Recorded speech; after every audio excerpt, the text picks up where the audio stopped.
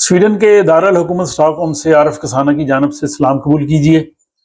आज के व्लॉग में बात करेंगे कि यूरोपीय यूनियन के तमाम ममालिक ने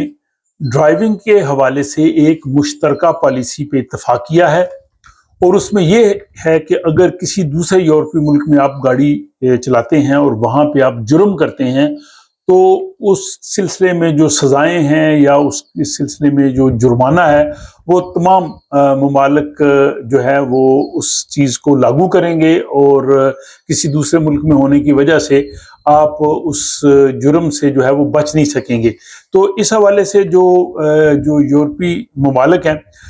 इन्होंने जो इत्तफाक राय किया है कि जो फॉरेन ड्राइवर्स हैं यानी दूसरे मुल्क से आके वो किसी यूरोपीय मुल्क में ड्राइविंग करेंगे और वो किसी किस्म का भी जो है वो जुर्म करेंगे, ऑफेंस करेंगे, तो उनको जो है वो कानून की गिरफ्त में लिया जाएगा। इस हवाले से जो यूरोपीय पार्लियामेंट है उसने अप्रैल में इस चीज़ की मंजूरी दी है और इसके बाद जो ट्रैफिक रूल्स हैं वो यूरोपीय यूनियन के जो तमाम ममालिक के मेंबर स्टेट्स हैं वो इसको जो है इसको इम्प्लीमेंट करेंगी और इस हवाले से जो क्रॉस बॉर्डर इन्फोर्समेंट है CBE उसका जो डायरेक्टिव है वो पहले 2015 में जारी किया गया था और उसमें उन्होंने देखा था कि जो नॉन रेजिडेंट ड्राइवर हैं यानी अगर आप स्वीडन से फॉर एग्जांपल गाड़ी चला के किसी दूसरे मुल्क में चले जाते हैं या किसी और यूरोपीय मुल्क से कोई आदमी स्वीडन आता है और यहाँ पे आके वो किसी किस्म का ओवर स्पीडिंग करता है, कुछ करता है, तो उस वक्त उनके लिए ये मुमकिन नहीं था कि इस चीज़ को जो है वो उसको फाइन कर सकते। और फिर इसके बाद यूरोपीय जो कमेटी है उसने 2008 में ये एस्टिमेट किया था कि तकरीबन 15% से ज़्यादा ऐसी ओवर स्पीडिंग के केसेस होते थे जिनको वो फाइन नहीं कर सकते थे, उस कानून के दायरे में नहीं ला सकते थे। यूरोपीय कमीशन ने इस चीज़ का भी जायज़ा लिया है कि इस वक्त भी जो 40% इस किस्म के जो लोग करते हैं खिलाफ वर्जी ट्रैफिक की उनको जो है वो स्टिल सजा नहीं दी जा सकती या उनको फाइन नहीं किया जा सकता। तो इसके लिए फिर मार्च 2023 में कमीशन ने इस चीज़ पे आपस में बातचीत की और किस तरह इस पे कोलैबोरेशन की जाए, आपस में राब्ता किया जाए मेंबर स्टेट्स का। और इसके बाद अब अप्रैल में जैसे मैंने कहा कि यूरोपीय पार्लियामेंट ने इस चीज़ की मंजूरी दी है। इसमें जो 8 चीज़ें जिनको उन्होंने खसूसियत से जो है वो इस चीज़ पे बात की है कि इन चीज़ों का जो है वो स्ट्रिक्टली जायज़ा लिया जाएगा। एक तो होगी जनाब ओवर स्पीडिंग, उसके बाद सीट बेल्ट का इस्तेमाल ना करना और उसके बाद जनाब रेड लाइट पे ना रुकना और ड्रंक होके ड्राइविंग करना यानी शराब नोशी करते हुए ड्राइविंग करना और उसके बाद या बाज़ ऐसी अद्वियात या ड्रग्स होती हैं जिनके इस्तेमाल के बाद आप ड्राइविंग नहीं कर सकते, उस सूरत में करना। और जो मोटरसाइकिल सवार हैं अगर वो हेलमेट इस्तेमाल ना करें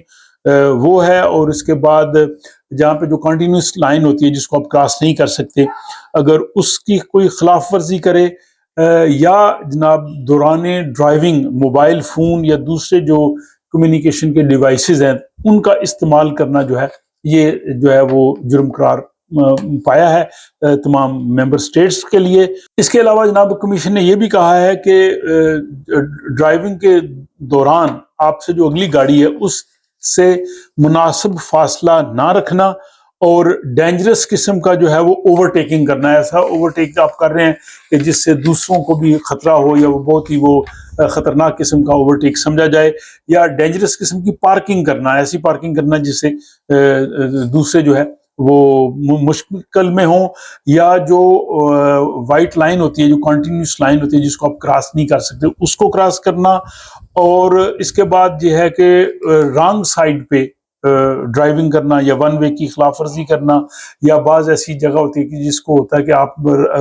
रास्ता दें, इमरजेंसी कॉरिडोर जो है उसको खुला रखें, वो ना करना। और उसके बाद बहुत ज़्यादा गाड़ी को लोड करना, ओवरलोडेड, तो ये चीज़ें जो हैं ये भी इसमें शामिल होंगी। और कमीशन ने ये भी कहा है कि जब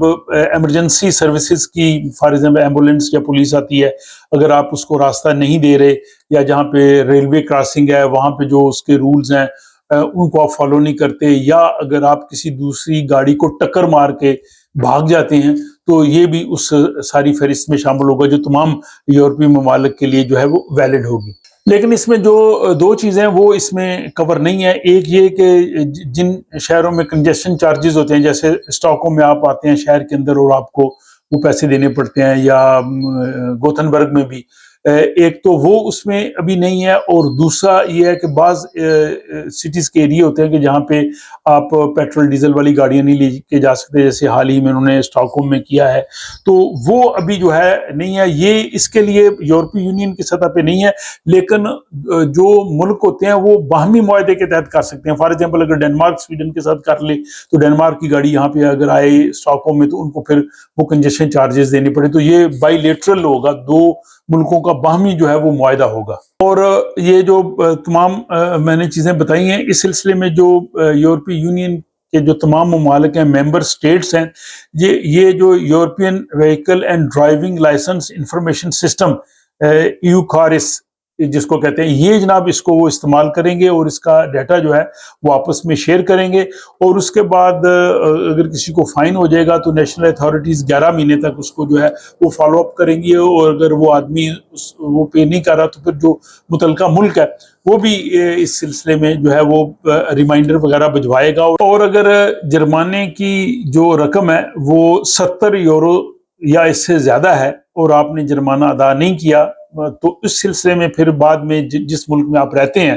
اس ملک کی اتھارٹی کے حوالے وہ کیس کر دیا جائے گا، اور انہیں کہا جائے گا کہ یہ آپ کا شہری ہے، یہ ہمارے ملک میں گیا تھا، وہاں اس نے یہ ٹریفک کے رول کی خلاف ورزی کی تھی، اس سے 70 یورو یا اس سے زیادہ جرمانہ ہوا ہے، تو اب آپ اس سے یہ ہے جرمانہ وصول کریں۔ تو کہنے کا مطلب یہ ہے کہ اگر آپ یورپ میں ڈرائیونگ کریں گے، اور یہ جو ڈرائیونگ کے جو انہوں نے 8-10 جو باتیں کی ہیں یہ کامن چیزیں ہیں، یہ ہر ملک میں جو ہے وہ جرم ہے، لیکن چونکہ پہلے یہ ہوتا تھا کہ اگر کسی دوسرے یورپی ملک میں آپ خلاف ورزی کر کے آگے ہیں تو وہاں سے اتنا پیچھے فالو اپ نہیں کرتے تھے، اب اس کو وہ زیادہ فالو اپ کریں گے، آپ آپس میں وہ ڈیٹا شیئر کریں گے، اور خلاف ورزی کی صورت میں جو آپ کو فائن ہوا ہے وہ آپ کو دینا ہی پڑے گا۔ اب سوال یہ ہے کہ یہ کب امپلیمنٹ ہوگا؟ تو ابھی یورپی پارلیمنٹ نے تو اپریل میں اس کو اپروو کر دیا، اب اس کے بعد یہ ممبر سٹیٹس کے پاس جائے گا، اور ممبر سٹیٹس جو ہے وہ باقی ضروری کارروائی وغیرہ کر کے جو ہے نا اس کو لاگو کریں گے، تو اس میں تھوڑا وقت لگے گا اس کے امپلیمنٹ ہونے میں، لیکن عمومی طور پہ بہتر یہی ہے کہ آدمی کوشش یہی کرے کہ یہ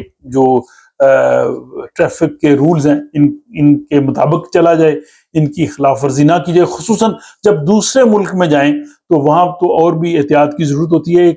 تو اس حوالے سے یہاں پہ جو